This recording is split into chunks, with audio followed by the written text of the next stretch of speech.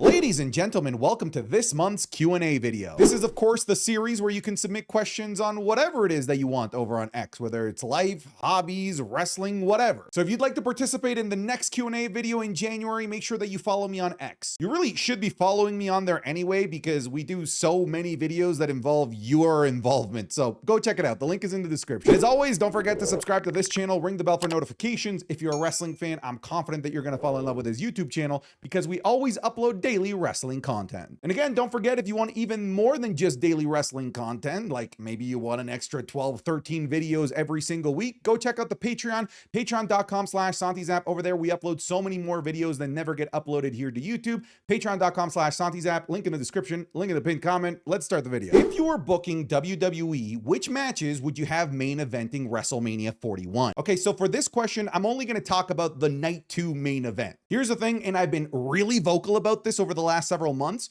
If The Rock is available, and there are rumors that he's not going to be available at WrestleMania 41, but if The Rock is available, just do The Rock versus Roman Reigns, because a situation could happen every single year where The Rock doesn't become available because he's the busiest man in the planet and he's one of the most famous people on the face of this freaking earth. So if you have The Rock, do it. Do not miss your opportunity to get The Rock and Roman Reigns out of the way so that we can for sure say that we've gotten that dream match. However, in a world where The Rock is not available, then let's just do Roman Reigns versus CM Punk versus Seth Rollins, because that match would be fantastic. The history between those three is insane, and we can easily get CM Punk inserted in there with this favor that Paul Heyman still owes him. So there's numerous ways to get into that story, and there's already this interwoven narrative between all three of them, between Punk and Roman, the history between Seth and Punk, and of course, need I say and mention Seth Rollins and Roman Reigns.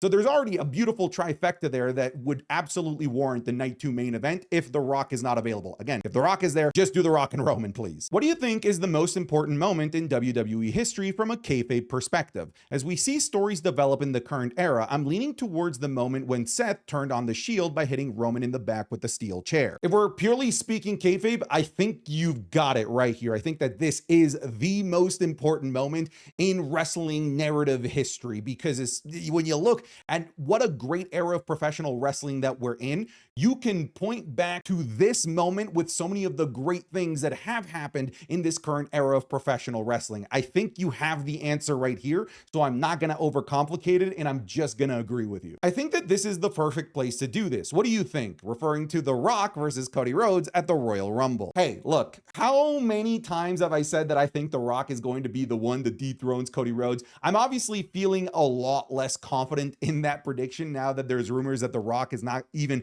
at all factored into the storylines going into WrestleMania 41. But if The Rock does have a match with Cody Rhodes at the Royal Rumble, 1, I think that'd be huge. And 2, The Rock would for sure win and take that title into a title match against Roman Reigns at WrestleMania 41. I'm so confident that that would be the case. I would love for this to happen. Honestly, I feel like this would be such a great match. It's a WrestleMania worthy match. It's a SummerSlam worthy match. But I mean, I'm not going to scoff at it happening at the Royal Rumble. My partner wants to get into the WWE. Is there a video that you have or a video that you'd recommend for someone else to catch up on all the storylines and stuff up until now? She's never watched any of it. Honestly, no, it's impossible to expect a newbie to try and catch up with everything. Honestly, what I would do is one of 2 things. I would just be alongside your partner's journey and explain as much as possible to them. But if you want your partner to maybe find somebody that's going through what they're going through, there's a YouTuber named Deporticus that they should definitely check out, because they just got into wrestling in 2023 and they've started a YouTube channel that is one of my favorite wrestling YouTube channels about their experience learning about wrestling and becoming a full-fledged wrestling fan. There's your shout out to Porticus. What are your thoughts on this? What are your thoughts on the Chargers season so far? It's absolutely magical. Even though I'm a delusional Chargers fan, even I wasn't delusional enough to expect what we're getting out of the Chargers this season. This is incredible. Will Kairi Sane be booked strong in 2025 as an individual talent? Probably not. What's been your favorite and least favorite PLE of the year so far, not including WrestleMania 40? I'm probably going to say that my least favorite was Money in the Bank. I just don't think that that crowd helped elevate that show. As a pretty weak Toronto crowd.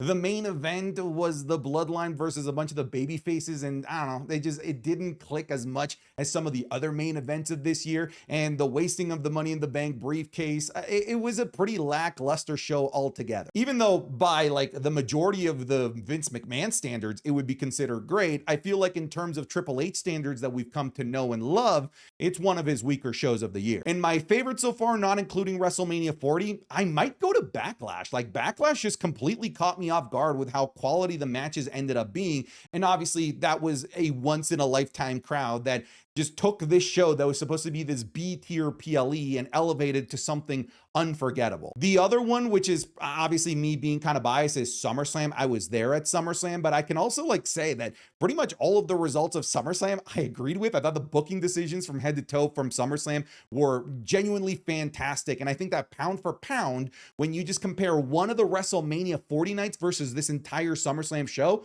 SummerSlam was better than each individual night from WrestleMania. I don't know if that's a hot take, but SummerSlam 2024 was fantastic. Do you think that Seth is turning heel, or he's just changed his gimmick to be a more authentic babyface? I don't think that he's going to turn heel. I don't think that CM Punk is going to turn heel. I feel like they both have their rights and they both have their wrongs, and that's what they're going to be playing up on television so that you can root for whoever it is that you want or root against whoever it is that you want. I don't think that we need a full-blown twirl your mustache heel turn for Seth Rollins. I feel like he can go down this route, still be a good person down the right morality route, but going up against CM Punk, a crowd favorite who also is kind of doing the same thing. What is your favorite WrestleMania that you've ever watched live and why? I'm gonna be honest, it's either WrestleMania 40, maybe a little bit of recency bias, or WrestleMania 19, the very first WrestleMania that I ever watched live. In terms of the why, I feel like for WrestleMania 19, like it really was a fantastic show from head to toe. You got Brock Lesnar versus Kurt Angle. You got The Rock versus Stone Cold Part 3, Shawn Michaels versus Chris Jericho. There's a lot to like from WrestleMania 19. Like it's a really, really good show. But WrestleMania 40, dude, the culmination of like 3 years of storytelling, it was just so damn good. WrestleMania 40 is gonna go down as one of my favorite manias of all time, if not my favorite, honestly. Did you watch WWE in the peak of 2016 and 2019 era, or did you come back to WWE when Triple H took over as Chief Content Officer? So I've been watching WWE since 2002, and my only fall off from the product was from like 2007 to early 2011. Then The Rock came back, then I came back, Summer of Punk kept me, and I've been watching ever since. That being said, you mentioned 2016 to 2019, some pretty rough years for the WWE. I gotta be honest with you, even though I was around, pretty much the only thing I was watching live and in the moment were WWE pay-per-views. I could not make myself watch Raw and SmackDown. It was just really, really bad. So I would watch the WWE YouTube channel clips of Raw and SmackDown. That's how I would catch up with the show. What do you want to see in Cena's last year wrestling? I literally want to see him win everything and have matches and feuds against people that he hasn't had matches and feuds with. I do want to see him be the 17th time. I do want to see him win the Intercontinental Championship. I want to see him win Elimination Chamber. I want to see him do it all. What would you say has the most prestige to it right now? Both have had new champions crowned, but the reigns have been different in between them. I would say the Intercontinental Championship, and although they're both in a really good, healthy state, the reason the Intercontinental Championship is more prestigious is because of what Gunther did for like all that time that he was a record-holding Intercontinental Champion. He elevated that championship to World Championship status, and the United States Championship just hasn't had that Gunther level run yet. Sure, Logan Paul held it for a long time, but he defended it twice in that time. It's not the same. Fellas, I love going to wrestling shows, and if you've ever been in a packed arena full of other wrestling fans, you'll know that a lot of them, how do I put this kindly, don't smell very good. And I've always been really careful to take care of my personal hygiene when I go to wrestling shows to make sure that I don't join the statistic of stinky wrestling fans. And now it's much easier to do so thanks to today's sponsor, Mando. Mando works so well because it doesn't cover up odor after the fact with heavy fragrances like certain other deodorants do. Instead, it stops the odor at the source by blocking the bacteria on your skin from eating your sweat, which is the actual cause of BO. What does this mean? It means that Mando is clinically proven to control odor for up to 72 hours. Mando deodorant was my go-to deodorant for a SummerSlam weekend, a weekend that I spent walking all over Cleveland, meeting viewers and jumping and screaming for hours in a packed stadium with over 50,000 people. And I may have walked out of SummerSlam incredibly tired. I may have walked out sick with the flu, but damn it, I smelled amazing from beginning to end and beyond. Mando's starter pack is perfect for new customers. It comes with a solid stick of deodorant, cream tube deodorant, and 2 free products of your choice, like the mini body wash or the deodorant wipes. You also get free shipping. Luckily, I have a discount code to help you get hooked on my favorite smelling whole body deodorant on the market. New customers will get $5 off the starter pack with my exclusive code. That equates to over 40% off of your starter pack. Just make sure that you use code Santi at shopmando.com. Again, that is code Santi at shopmando.com. Thank you very much to Mando for sponsoring today's video. Now let's get back into it. Are you enjoying Dragon Ball Daima? I imagine you're watching it. I'm actually not watching it. I'm a huge Dragon Ball fan. However, I want to wait until all of the episodes are out. And 2, this might be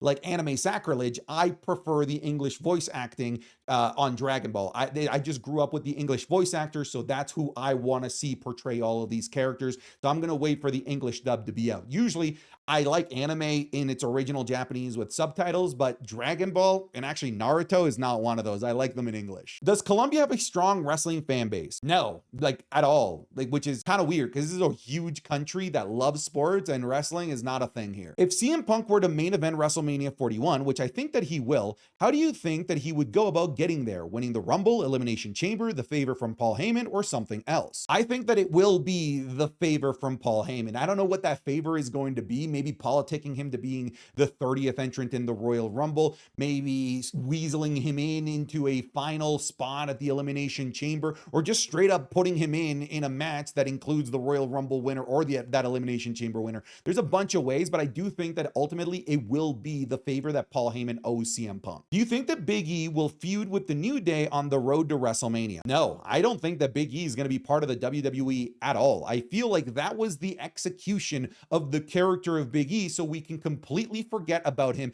and so that he doesn't have this ever lingering aura over Xavier Woods and Kofi Kingston of when will Big E be back? When will the New Day be whole again? I feel like they literally took him out back, like from a philosophical standpoint, and shot him in the back of the head so that we don't ever have those thoughts about Big E when it comes to Kofi Kingston and Xavier Woods. I don't think that Big E comes back to the WWE. How are you enjoying Colombia? Loving it. I'm from here, born and raised, baby. So I'm home. Favorite cartoons. So if we're not counting anime, I love South Park. I do love me some Family Guys. 90 and early 2000s Simpsons to me is just absolutely fantastic. I like Adventure Time as well. From the 90s, I really liked Dexter's Laboratory. I like Johnny Test as well.